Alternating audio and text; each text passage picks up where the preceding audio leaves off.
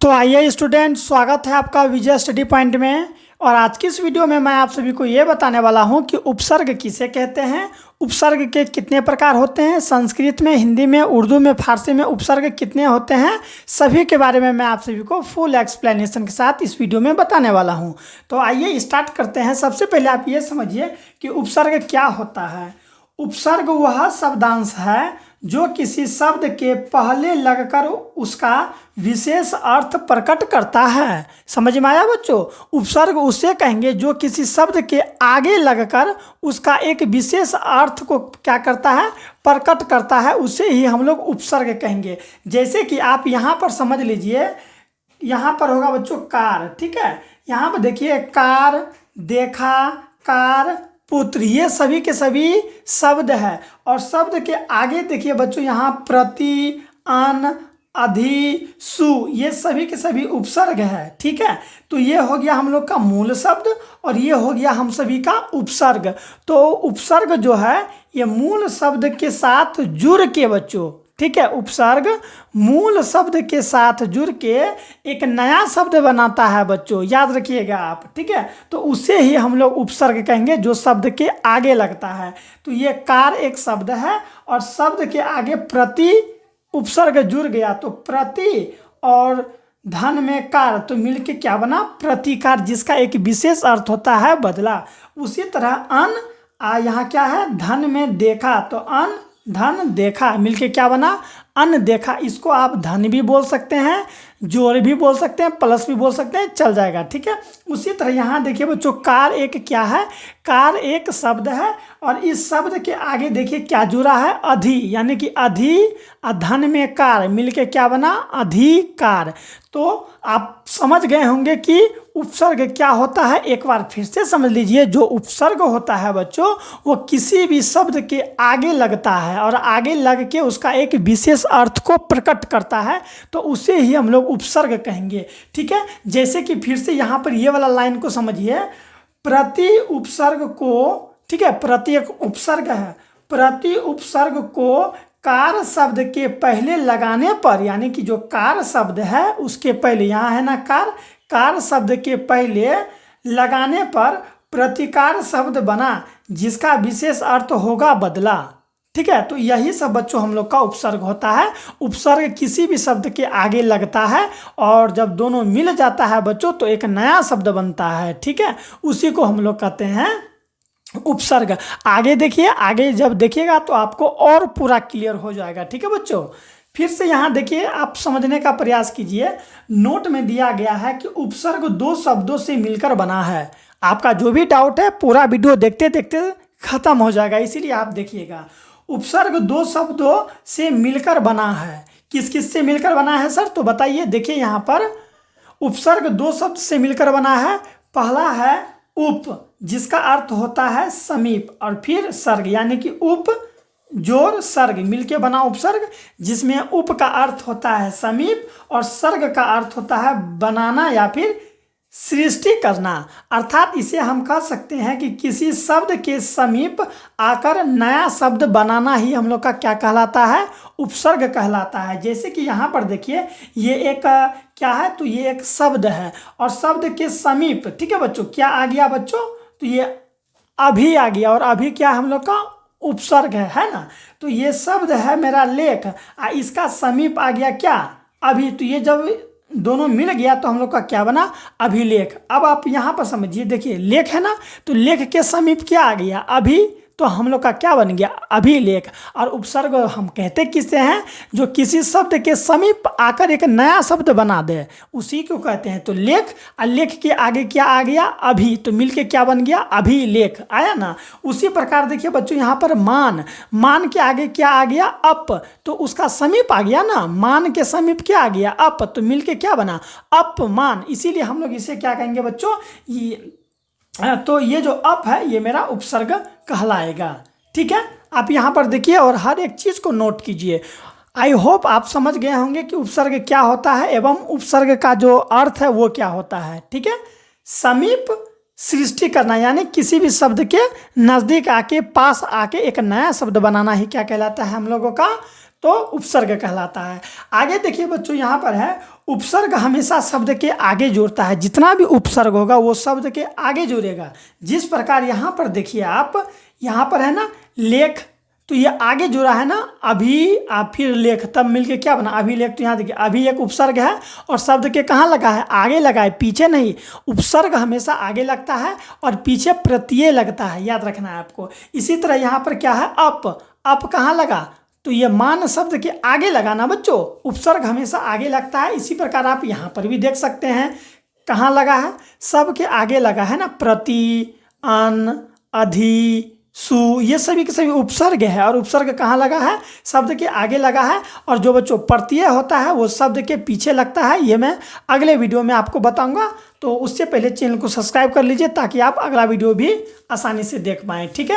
इसे ही हम लोग उपसर्ग कहते हैं। आगे देखिए कुछ इंपॉर्टेंट है बच्चों, टिप्पणी में आप लोगों को कुछ याद रखना है। देखिए यहाँ पर समझने का प्रयास कीजिए आप लोग बच्चों। टिप्पणी में यहाँ पर मैं आप लोगों के लिए कुछ लाया हूँ। उपसर्ग का मुख्य काम शब्द निर्माण करना होता है। जो उपसर्ग होता है उसका मेन काम है शब्द का निर्माण करना। इसके अलावा प्रत्यय और समास की शब्द निर्माण में मुख्य भूमिका होती है। यानी जो शब्द निर्माण होता है बच्चों, वो तीन चीज़ों से, यानी कि तीन शब्दों से जो है कि होता है। जो कोई भी शब्द होता है ना बच्चों, शब्द का जो रचना होता है, यहाँ पर देखिए दिया गया है ना, शब्दों की रचना तीन प्रकार से की जाती है। यानी जो भी शब्द का रचना होगा, एक नया शब्द बनेगा, वो तीन प्रकार से बनेगा। किस किस से सर, तो यहाँ पर समझने का प्रयास कीजिए। उपसर्ग से बनेगा, प्रत्यय से बनेगा और समास से बनेगा। ये उतना इम्पोर्टेंट नहीं था, लेकिन आपको ये याद रखना है कि जो शब्द बनता है वो तीन चीज़ से बनता है, उपसर्ग से, प्रत्यय से और समास से। यहाँ पर आपको यही चीज़ याद रखना है। और एक चीज़ ये याद रखना है कि उपसर्ग का मुख्य काम है शब्द निर्माण करना, ठीक है। आइए आगे देखिए। अब देखिए आपको एग्जाम में क्या पूछेगा। आपको एग्जाम में दो तरह से प्रश्न पूछ सकता है। पहले ये कि अभिलेख में कौन सा उपसर्ग है, आपसे इस तरह से सवाल पूछेगा एग्जाम में कि अभिलेख में कौन सा उपसर्ग है बच्चों, तो आप उसे तोड़िएगा। अभी जोर लेख, तो अभिलेख, तो अभी मेरा क्या हो जाएगा, उपसर्ग हो जाएगा। इसी तरह अपमान, अपमान में देखिए ये जो मेरा आगे का शब्द है अप मेरा क्या है बच्चों, तो अप मेरा उपसर्ग है, ठीक है। एग्जाम में इसी तरह से प्रश्न पूछेगा। अब मेरा क्या है, तो एक उपसर्ग है। सबसे मेन चीज़ होता है बच्चों, कोई भी सवाल जब पूछेगा आपसे एग्जाम में, तो आप निर्मित शब्द को तोड़ पाते हैं या नहीं तोड़ पाते हैं, मायने वो रखता है। अगर आप शब्द को तोड़ पाइएगा, मतलब कि जैसे ये अभिलेख है, आप इसे तोड़ पाइएगा अभी जोर लेख में, तभी आप एग्जाम में सवाल को सही टिक कर पाइएगा, ठीक है। इसीलिए आप समझिए, बार बार रिवाइजिंग कीजिए तो आप जरूर कर पाइएगा।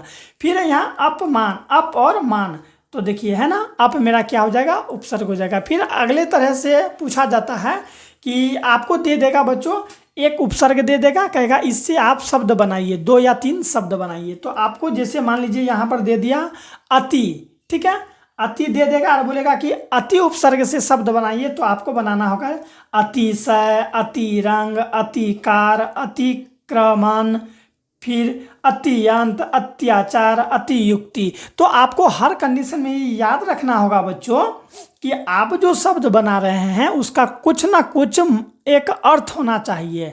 ये नहीं कि आप बना दिए कुछ अतिखर बना दिए, अतिखर, जैसे कि अगर बोले आप अति से बना दिए अतिखर, क्या अतिखर का कोई अर्थ होता है, नहीं ना, तो वो हम लोगों का नहीं होगा। अतिभर क्या होता है, कुछ अर्थ होना चाहिए बच्चों। जैसे कि यहाँ देखिए अतिशय, अतिरंग, अतिकाल, ये सब का विशेष अर्थ है ना। अब यहाँ पर देखिए कभी कभी तो आप लोगों को सिंपल मिलेगा, कभी कभी थोड़ा हार्ड रहेगा। जैसे कि यहाँ देखिए अतिशय है ना, अतिशय में कौन सा उपसर्ग है, तो अति उपसर्ग है। अब मैं अगर कहूँ कि अत्यंत में कौन सा उपसर्ग है, आप कैसे ढूंढिएगा, कहिएगा सर इसमें अति कहाँ है, अत्याचार में अति कहाँ है, अतियुक्ति में अति कहाँ है। तो ऐसे ऐसे शब्द अगर जब भी आपको मिलते हैं बच्चों, तो आप याद रखिएगा जो ये शब्द है उसको आप सुलो बोलिए। जैसे कि देखिए अत्यंत, अत्यंत, अति आया तो आप टिक मार दीजिएगा अत्यंत में, समझ में आ गया। इसी तरह अत्याचार, आपको समझ में नहीं आ रहा कि इसमें कौन सा उपसर्ग होगा, तो आप इसको सुलो बोलिए अत्याचार, अतिया अतिया, तो देखिए अति आया ना, तो आप इस अति में टिक मारिएगा। इसी तरह अतियुक्ति, अतियुक्ति, अति आया ना, तो आप अति में मार दीजिएगा। ये एक जो है बच्चों काफ़ी मैं रिसर्च करके इस तरह से मैं लाया हूँ आप लोगों के लिए, ठीक है। तो आप उसे स्लो मोशन में बोल के आप सही आंसर तक पहुँच पाइएगा, ठीक है। फिर इसी तरह आप यहाँ पर देखिए, अधि से अगर शब्द बनाना हो तो अधिकार, अधिकरण, अधिभार, इसी तरह और हो सकता है, ठीक है। इसीलिए मैं यहाँ डॉट डॉट डॉट दे दिया। कोई दिक्कत बच्चों? अगर अच्छा लग रहा होगा, समझ में आ रहा है, तो पहले चैनल को सब्सक्राइब जरूर कर लीजिए। अब यहाँ पर देखिए कुछ इंपॉर्टेंट है, समझने का प्रयास कीजिए। उपसर्ग भाषा के अनुसार 5 हिस्सों में बटा है। कितने हिस्सों में बटा है? और सभी के सभी चीज़ को आपको नोट करना है। उपसर्ग भाषा के अनुसार 5 हिस्सों में बटा है। कौन कौन हिस्सों में सर बता दीजिए थोड़ा। संस्कृत के उपसर्ग, हिंदी के उपसर्ग, अरबी फारसी के उपसर्ग, अंग्रेजी के उपसर्ग और उर्दू के उपसर्ग। तो आइए हम लोग पांचों पर विस्तार से बात करते हैं। सबसे पहले ये समझिए बच्चों, यहाँ पर आप लोग देखिए, यहाँ पर मैं आप लोगों के लिए सबसे पहले लाया हूँ संस्कृत के उपसर्ग, ठीक है। मैं एक बता दूंगा, बाकी सब खुद आप कर लीजिएगा। देखिए यहाँ पर है उपसर्ग और ये है उसका अर्थ। यहाँ है निर्मित शब्द, ठीक है। क्या है? निर्मित शब्द, यानी कि अति उपसर्ग से जो निर्माण किया गया है, यह है संस्कृत के उपसर्ग। देखिए यहाँ पर अति, जिसका अर्थ होता है अधिक या ऊपर, तो अति से क्या क्या बन सकता है? अतिशय, अतिरंग, अत्याचार, अतिकार, अतिरिक्त, अतियंत, अतियुक्ति, अतिक्रमण, अतिरंजन बना है ना। हाँ, तो यही चीज़ है। फिर यहाँ पर देखिए बच्चों क्या है? अधि। अधि का अर्थ क्या होता है? श्रेष्ठ या फिर सामीप्य होता है। तो अधि से क्या क्या बन सकता है? आप खुद बना सकते हैं ना। अधि से बनेगा अधिकार, अध्यक्ष। देखिए अब अध्यक्ष में कहिएगा सर इसमें अधि कहाँ है, तो आप इसको सुलो बोलिए, अध्यक्ष, अध्यक्ष, अधि आया ना, तो आप समझ जाइएगा, ठीक है। फिर इसी तरह अधिभार, अधिकरण, अधिपाठक, अधिराज, सबका कुछ न कुछ अर्थ होता है। ये सभी के सभी संस्कृत के उपसर्ग है बच्चों। ये यहाँ पर ये सब इस संस्कृत के उपसर्ग है और ये उसका अर्थ है। और ये क्या है? ये है निर्मित शब्द। तो इसी तरह आप अभी से बना सकते हैं, फिर प्रति से बना सकते हैं, फिर यहाँ क्या है? सु से बना सकते हैं, अब से, अब, है ना, उत या फिर उद, नी, आ, है ना। ये सभी के सभी बच्चों संस्कृत के उपसर्ग हैं।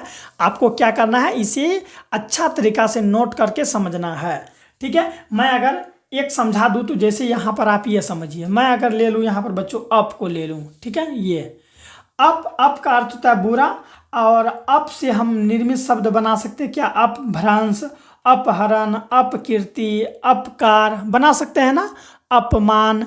इसी तरह आप भी बना सकते हैं। सभी के सभी इंपॉर्टेंट है, आप इसे नोट करके याद कर लीजिए, 2 से 3 बार पढ़िए ना, खुद समझ में आ जाएगा। तो इस तरह से संस्कृत का उपसर्ग है। आप यहाँ से जो है कि स्क्रीनशॉट ले लीजिए। ये सभी के सभी संस्कृत के उपसर्ग है। अगर आपको अच्छा लग रहा है तो कमेंट करके जरूर बताइएगा कि सर समझ में आया या फिर नहीं, ठीक है। अब आइए हम लोग देखते हैं बच्चों यहाँ पर हिंदी के उपसर्ग, ठीक है। देखिए हिंदी के उपसर्ग भी है। हिंदी के उपसर्ग हालांकि इजी होता है। देखिए हिंदी के उपसर्ग में आप समझिए, ये हिंदी के उपसर्ग है। जैसे कि अध, अध का अर्थ होता है आधा, तो आधा से क्या बन सकता है? देखिए अध खिला, इसका विशेष अर्थ क्या हो जाएगा? आधा खिला। अध पका, अध का अर्थ होता है आधा, पका का अर्थ पका, यानी कि आधा पका। अधमरा, आधा मरा, ठीक है। उसी तरह हो जाएगा मेरा औ से बन जाएगा अवगुण, औसत, औ क्या है? औढर। फिर नी से, नी का अर्थ होता है निषेध, जिससे बनेगा निहत्या, निडर, निपद। इसी तरह आप कई बना सकते हैं। आपको एग्जाम में दे देगा कि निहत्या में बच्चों, निहत्या में कौन सा उपसर्ग है, तो आपको नी टिक मारना होगा। हालांकि एग्जाम में ये कभी नहीं पूछेगा कि निडर जो है किस भाषा का उपसर्ग है। निडर में किस भाषा का उपसर्ग पूछा गया, ये भाषा का है किस भाषा का, ये नहीं पूछता है। आपसे केवल ये पूछ देगा कि निपद में कौन सा उपसर्ग है, और आपको ऑप्शन दे देगा 4 गो, या फिर अलग अलग एग्जाम में अलग अलग टाइप से पूछ सकता है। तो आपको नी, ठीक है, नी पढ़, तो पढ़ तो एक पढ़ना हो गया, और नी यहाँ देखिए शब्द के आगे जुड़ा है ना, तो वही हो जाएगा। इसी तरह यहाँ पर देखिए भर है ना। यहाँ पर भर से क्या हो सकता है? भरपूर, भर दिन, भर पेट, है ना, भर रात, बोल सकते हैं कि ना बच्चों। हाँ, तो वही सब चीज़ हो गया है ना। भर का मतलब होता है पूरा, ठीक। इसी तरह ये सब आप खुद समझ गए होंगे, ये उसका अर्थ है। इसी तरह यहाँ से देख सकते हैं ना, क या कु जिसका अर्थ होता है बुराई, तो कपूत है ना, कुठार, कुरूप। दु का अर्थ क्या होता है, बुरा या हीन। तो दुबला, दुबला, दुकान, दुकाल, ये सभी के सभी क्या है, ये निर्मित शब्द है। किससे, तो उपसर्ग से निर्मित शब्द। ठीक है, समझ में आ रहा होगा। अब आइए यहाँ से आप इसे नोट कर सकते हैं। रुकिए, मैं आपको दे दूँ ताकि आप स्क्रीनशॉट ले लीजिए। लीजिए, यहाँ से स्क्रीनशॉट लेके नोट कर लीजिए। फिर यहाँ से नोट करके आप याद कर लीजिए, इतना काफ़ी है, मैं आपको कह रहा हूँ। फिर यहाँ देखिए, अरबी के उपसर्ग हैं बच्चों। अरबी के उपसर्ग में आपका क्या क्या आ जाएगा, देख लीजिए। अल, कम, खुश, ना, गैर, है ना। गैर के बाद क्या है, दर, बे, ला, बद, बर, है ना। इससे निर्मित शब्द है, आप खुद समझ पा रहे होंगे। ये बना है ना, जैसे अल से बना है, अल गरज, अलबत्ता, ये सभी के सभी उर्दू के हैं। आप लोग खुद इसे कर सकते हैं। आइए हम लोग नेक्स्ट आते हैं। देखिए बच्चों, यहाँ पर है हम लोगों का अंग्रेजी के उपसर्ग। ये इम्पोर्टेंट है हल्का सा, ठीक है, अंग्रेजी के उपसर्ग। तो उससे पहले आप ये जान लीजिए कि आपका ये प्यारा सा चैनल जिसका नाम है विजय स्टडी पॉइंट, तो चैनल को सब्सक्राइब जरूर कीजिएगा, अपने दोस्तों को भी भेजिए और अधिक से अधिक लाइक करके जो है कि बच्चों सपोर्ट कीजिए। अंग्रेजी के उपसर्ग देखिए यहाँ पर हाफ, सब, चीफ, है ना। चीफ के बाद क्या है, जनरल, हेड, डिप्ट, वाइस, एक्स, ये सभी के सभी क्या है, ये सभी के सभी उपसर्ग है। और इससे निर्मित शब्द यहाँ देखिए, जैसे यहाँ देखिए एक्स से हम ले लेते हैं, एक्सप्रेस, एक्स, है ना, एक्स कमिश्नर, फिर है एक्स स्टूडेंट, कहते हैं ना हम लोग। ये सभी के सभी सब के आगे में देखिए जुड़ा है, यहाँ पर जुड़ा है, फिर यहाँ जुड़ा है। जैसे कि अगर हम एक्सप्रेस को अगर तोड़े तो देखिए यहाँ एक्स प्लस प्रेस, देखिए तो दोनों मिला है, तो ये एक्स मेरा क्या हो जाएगा, समझ पा रहे होंगे, उपसर्ग हो जाएगा। इसी तरह यहाँ देखिए हेड मास्टर को अगर हम लोग लें, हेड मास्टर, हेड मास्टर, तो हेड और ये क्या हो जाएगा मेरा मास्टर, तो हेड प्लस मास्टर मिलके बना हेड मास्टर, ये हेड मेरा उपसर्ग है। इसी तरह यहाँ देखिए हेड मुंशी, हेड मेरा उपसर्ग है। हेड पंडित, तो हेड क्या है मेरा उपसर्ग है। फिर हेड क्लर्क, हेड ऑफिसर, है ना। उसी तरह देखिए जनरल भी मेरा उपसर्ग है, जनरल से बना है जनरल मैनेजर, जनरल सेक्रेटरी होता है ना जनरल। इसी तरह जनरल इंश्योरेंस। इसी तरह के बच्चों ये सभी के सभी अंग्रेजी के हैं, ठीक है। अंग्रेजी का भी देख लिए, तो जल्द से जल्द सब्सक्राइब, लाइक और कमेंट करके बताएं कि आप लोग किस किस जगह से मेरा वीडियो को देख रहे हैं बच्चों। आइए अब हम लोग उर्दू के उपसर्ग को देखते हैं। केवल आप लोग इसे सभी के सभी को नोट करना मत भूलिएगा। देखिए अल से क्या बन गया, उर्दू के उपसर्ग में मैं बता रहा हूँ बच्चों, अल गरज, अलबत्ता, ये मैं शायद बताया था पीछे ना, हाँ। फिर यहाँ पर देख लीजिए, ये सभी के सभी हैं उर्दू के उपसर्ग हैं, इसे आप नोट कर लीजिए। किसके उपसर्ग हैं, उर्दू के उपसर्ग हैं। देखिए यहाँ सर है ना, ये भी एक उर्दू के उपसर्ग है। सर से क्या बनेगा, सरताज, सरदार, सरपंच, सरकार, सरहद, है ना, सरगना, ये सभी के सभी उर्दू के उपसर्ग है। तो आइए अब हम लोग अंतिम ले लेते हैं बच्चों। फिर आगे है हम लोगों का, देखिए यहाँ पर ला, ये सभी ये जो है ना ला, हर और पीछे जो मैं कुछ बताया तो वो सभी के सभी उर्दू के उपसर्ग हैं, ठीक है। तो ये ला से क्या बना, देखिए है ना, लाजवाब, लापता, लाचार, ये सभी के सभी हैं। आप यहाँ से नोट कर सकते हैं। फिर यहाँ से भी नोट कीजिए सभी के सभी, और यहाँ 16 नंबर तक है, आप इसे भी नोट कर लीजिए। तो बच्चों इस तरह से पूरा होता है समाप्त। आप लोग मन लगा के पढ़िए। कहीं पर भी दिक्कत है तो डिस्क्रिप्शन में मेरा नंबर दिया गया है, आप वहाँ से हमें कॉन्टैक्ट कर सकते हैं। मिलते हैं नेक्स्ट वीडियो में बहुत जल्द।